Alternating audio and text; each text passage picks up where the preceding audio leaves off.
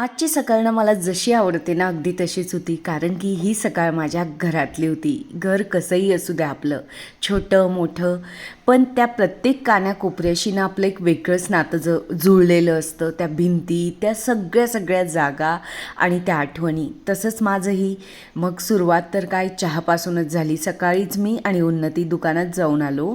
गल्लीतच आहे आणि तिथून दूध आणि चहा साखर आणून घेतली.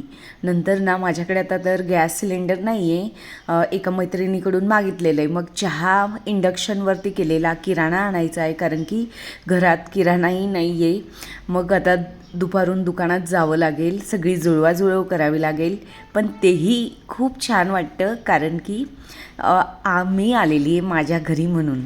चहामध्ये टाकायला वेलदोडा आहे का ते शोधाशोध केली. नंतर मी पकडचीही शोधाशोध केली कारण की मीच ती चिमणीवरती ठेवून गेलेली होती पेपर उडू नये म्हणून.